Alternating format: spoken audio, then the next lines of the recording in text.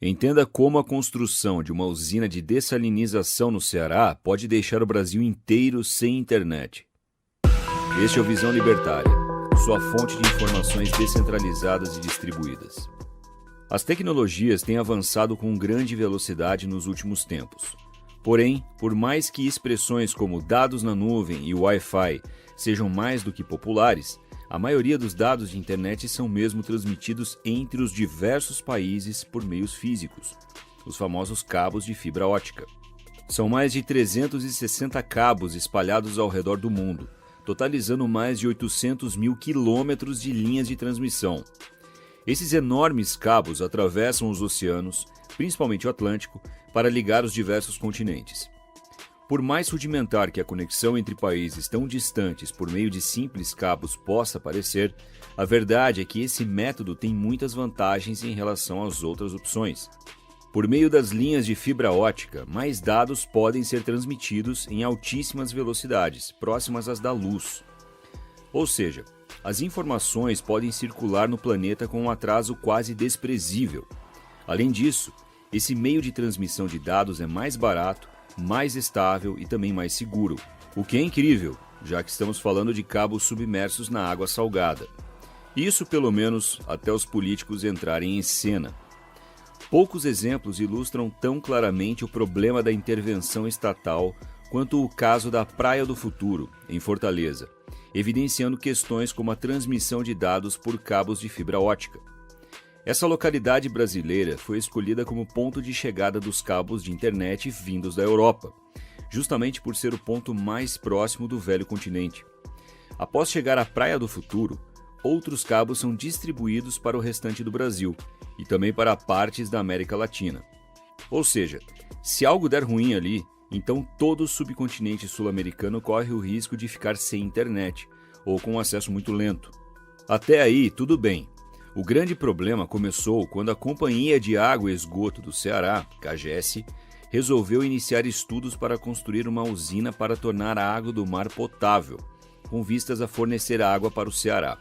Em tese, essa usina, a ser finalizada até 2026, atenderia 720 mil pessoas na capital cearense. Tudo isso ao custo de 3 bilhões de reais. A empresa que venceu a licitação para tocar a obra é a SPE Águas de Fortaleza, que conseguiu a aprovação de seu projeto por parte da citada CAGES. Uma rápida pergunta. Você, assim como eu, acha que o nome da empresa estatal ficaria melhor se fosse CAGAS? Acontece que o projeto dessa usina prevê a construção de uma estrutura no fundo do mar, justamente por onde passam os tais cabos de fibra ótica vindos da Europa. Na verdade, o projeto original apresentado pela empresa previa a instalação das tubulações da usina a meros 40 metros dos cabos. Isso, por óbvio, é uma grande cagada. Ainda assim, o projeto de construção da usina foi aprovado pela Superintendência do Patrimônio da União do Ceará, no último dia 20. Ou seja, mãos à obra, dinheiro circulando, teremos nossa usina. Na contramão das autoridades cearenses, porém, a Anatel, a estatal brasileira responsável por lidar com assuntos relacionados às telecomunicações, recomendou que a obra não fosse feita, pelo menos não naquele local. A agência regulatória fez várias recomendações para a CAGES, por exemplo, recomendando o aumento da distância entre as tubulações e os cabos de internet para 567 metros. E se você quer saber por que a Anatel recomendou essa distância picadinha e não um valor arredondado, problema seu, o Estado não lhe deve explicação. De qualquer forma, essa recomendação específica foi atacada. Porém, outras 11 recomendações emitidas pelo Comitê Internacional de Proteção de Cabos, e sim, isso existe, foram ignoradas até o momento. Segundo o relatório da Anatel, o projeto apresentado pela SPE não leva em conta, abre aspas, as possibilidades de influência dos dutos marítimos da usina, que despejam os dejetos em maior concentração de sal ao mar após o processo de dessalinização no leito marinho. Fecha aspas. A CAGES, por sua vez, se defendeu das acusações. Segundo a estatal cearense, a obra em questão, abre aspas, não apresenta nenhum risco ao funcionamento dos cabos submarinos localizados na Praia do Futuro, fecha aspas. Agora, temos um impasse que vai ser resolvido, é claro, pelo órgão estatal que tiver mais poder. O próximo passo, de qualquer forma, é a liberação pela Superintendência Estadual do Meio Ambiente do Ceará, para que a SPE possa seguir com o seu grandioso projeto. Esse caso demonstra, de forma inequívoca, como o governo funciona de forma maravilhosamente eficiente. Só que não. O que estamos vendo na prática é um órgão estatal contrariando o outro. Acontece que esse caso está longe de ser um evento isolado. Na verdade, essa é a regra na maior parte das vezes. E a coisa é bastante simples de se entender. Por mais que pareça, o Estado não é totalmente centralizado, pelo menos não em seu funcionamento interno. Ele é composto por uma série de interesses individuais, ou seja, cada um puxa a sardinha para o seu lado. Esse ponto explica muito bem, inclusive, por que o aparato estatal é tão ineficiente. É que ninguém ali quer realmente resolver problemas. Eles só querem safar o seu próprio lado ou então aumentar o seu poder e importância. Mas esse não é o único problema no caso da usina da Praia do Futuro. Essa querela também demonstra, de forma bastante clara, como os órgãos de controle estatais não servem para absolutamente nada. Ou melhor, eles servem apenas para encher o saco das pessoas. Como os jogadores famosos que querem construir em áreas ditas de preservação ambiental. Afinal de contas, quando se trata do Estado, tudo é permitido.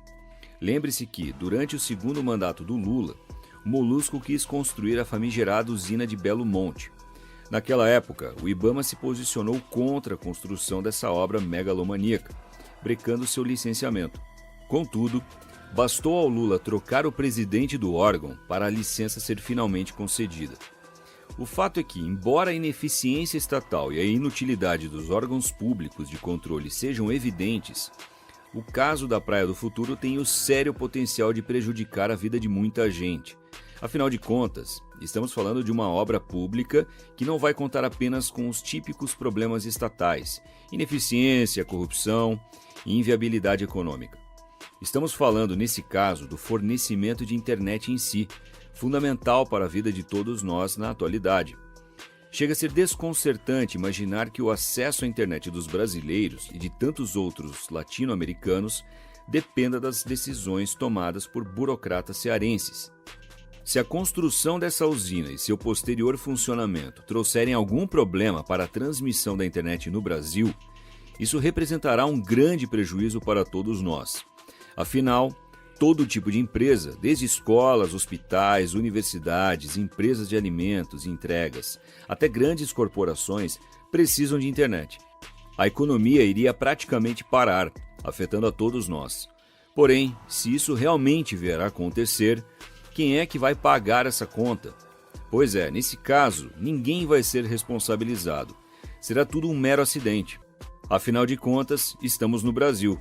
O país em que mesmo o rompimento de uma barragem com centenas de vítimas e com graves prejuízos ambientais não é tratado como um crime. Numa sociedade verdadeiramente livre, esse tipo de obra certamente representaria uma externalidade negativa, ou mesmo um prejuízo direto à propriedade de terceiros.